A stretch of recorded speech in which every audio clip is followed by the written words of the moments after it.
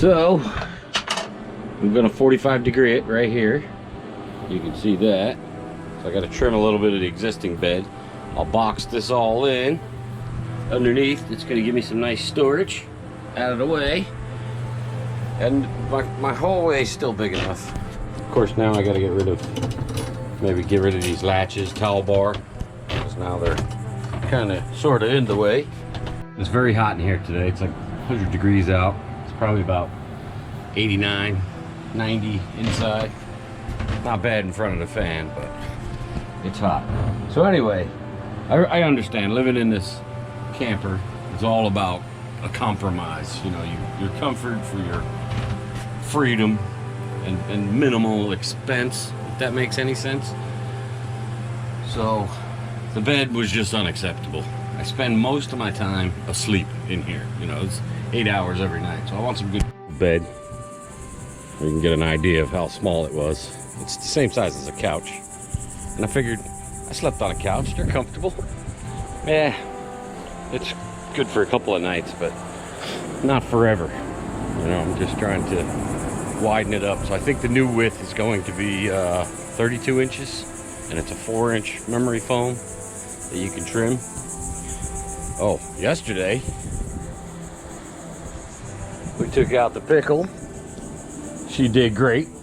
I'm gonna insert a video of that adventure right here. Watch this.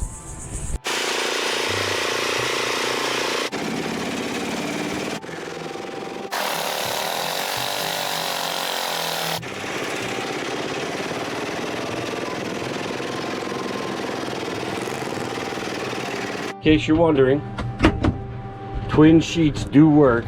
You do have to tuck the excess, but it's fine. I've done it with the other mattress. It's about half the size of a twin bed, the old bed when it was back to here. So this new one, it'll pull a twin sheet a little more taut. All right, there's our bed frame. I kept some slots. There's little gaps. I'm hoping I don't get any kind of mold. This was my old vents for the fridge. We're gonna have to cover those up because that's definitely a hot spot. During the midday, you could feel the heat. Oh, this is all my clothes. Stuff it with my pillows and blankets during the day. It's the best insulation ever. And if you reach your hand back in here late afternoon, you can feel it's red hot. So even that pillows, bedding, and clothes, tremendous insulation on the peak. All right, the new bed's in. Instead of waiting for Amazon, I just went to Big Lots and paid way too much for the gel foam memory mattress. This is a twin, so first thing I did was cut off the length because my bed's actually shorter than a twin size bed. Then I had to cut the width because it's more narrow. Look what the sun did. It's only been out here for a couple hours. I don't know if you can see that, but it's already faded. So let's go inside. Leave your shoes at the door. All right. There's the bed. It fits. Cut the corner off. And it's nice and wide now. I can sleep comfortably. It's 32 inches wide. And I fit perfectly. I left this notch so I had plenty of room for the office. And all that's working out great. Now the mattress comes with a zip off cover. So I just unzipped the whole cover. I laid the mattress in place. I got down on the floor and I traced out the shape of the bed. Then I went through several knives till I found a good knife. I started with that one. That was working okay. But I found that one worked the best. This is a filleting knife.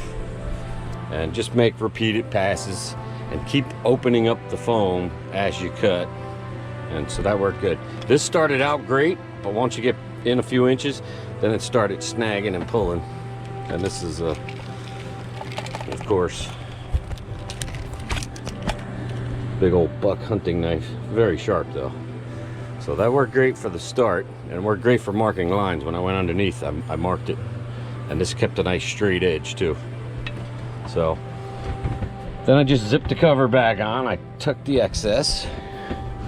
And then I just put a twin sheet on. You can see the twin sheet's a little floppy. But before I go to bed, I just pull it all nice and tight. And I slept here last night. It's good. It's a little firm. I'm just not used to the firmness of the mattress because I was used to the nice soft springs of that previous twin mattress I cut in half. But I slept right through the night. I don't remember waking up not a single time, so I must have had a good night's sleep. And I woke up feeling good, so. The bed is a success. And I'm sorry I didn't film me trimming it. I did this last night because I wanted to go to bed, so I got it in here and I just worked like a jerk. But there's lots of videos where you can see these things getting chopped up and you know, you can imagine. So the only tips I have, the filleting knife.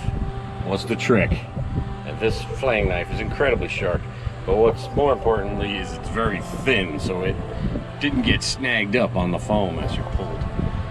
So unlike this knife is so fat, that's what I think was, as I got deeper and deeper, it was just hanging up on the foam itself, you know, traction wise, getting stuck. So worked out good. All right, next up, putting solar on the roof. We're finally gonna get this thing done, get it hooked up. I still can't afford the proper batteries, so I think I'm just gonna buy 2 lead acid batteries for now. Save my money. The batteries I want are like $900 each. But if I get those 2 $900 batteries, I'll have a good solar system. I mean a really good solar system for this size camper. And really all it's got to run, the refrigerator, keep that laptop charged. And I'm hoping the water pump that'll be under the sink here, even though this is all a disaster at the moment. But when you're renovating your tiny home, what are you gonna do? And this layout is so much more comfortable. I was foolish for thinking I could sleep in this tiny little space, which I could sleep in it, I just couldn't live in it. So now I have a bed that I can actually lay down. I can watch a movie, I can relax. I might even be able to fit company. I don't know. That's kind of a pipe dream of mine, but it might happen. You never know. So, all right, people. Stay tuned for the next one.